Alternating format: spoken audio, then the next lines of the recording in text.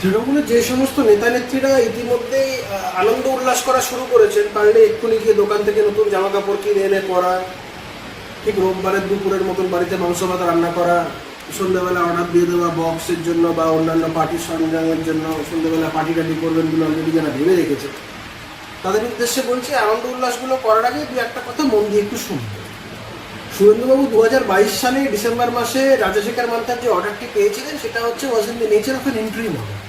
সেখানে কোর্ট বলেছিল যে সমস্ত 26টা এফআইআর সুরেন্দ্রবাবু যেটার বিরুদ্ধে হাইকোর্টে এসেছিলেন কোশ্চিন চেয়ে, সেগুলোর উপরে সবকটা স্টে দিয়েছিল হাইকোর্ট। আর ইন্টারিম প্রোটেকশন হিসেবে বলেছিল যে সুরেন্দ্রবাবুর বিরুদ্ধে কোনো এফআইআর করতে গেলে without the prior permission of the court আর without the leave of the court সেটা করা যাবে না, মানে কোর্টের অনুমতি ছাড়া সুরেন্দ্রবাবুর বিরুদ্ধে এফআইআর করা যাবে। That was in the nature of an interim order, একটা অন্তর্বর্তী নির্দেশ ছিল। পরবর্তীকালে এই মামলাটা নিয়ে দীর্ঘদিন শুনানি হয়, গঙ্গা দিয়ে অনেক জল বয়ে যায়। এই মামলাটি আলটিমেটলি একটা ফাইনাল হিয়ারিংয়ের স্টেজে আসে এবং সেটা হয়, এবং আলটিমেটলি জজ সাহেব আজকে তার জাজমেন্ট শোনেন।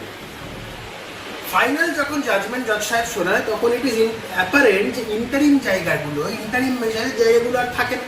তখন ফাইনাল রিলিফ নিয়ে আলোচনা হয়, যে মূল প্রেয়ারটা শুভেন্দুবাবুর ছিল সেটাকে অ্যাড্রেস করা হয়।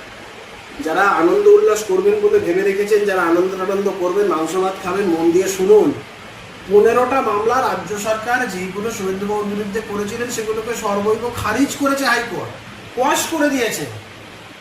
বাদ বাকি 4-5খানা এফআইআর সেগুলো ইনভেস্টিগেশনের ক্ষেত্রেও রাজ্য সরকারের উপর আস্থা রাখেনি হাইকোর্ট।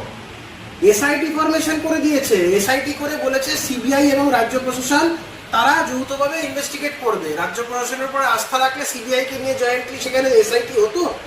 তো যারা আনন্দ উল্লাস করছেন তাদের বোঝা উচিত এই লড়াইয়ে জয় শুভেন্দু অধিকারীর হয়েছে।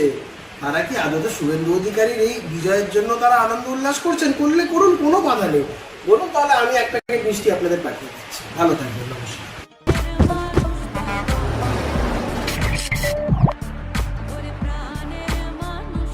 নিয়মিত খবর ও আপডেটের জন্য ফলো করুন রাজারহাট বার্তা।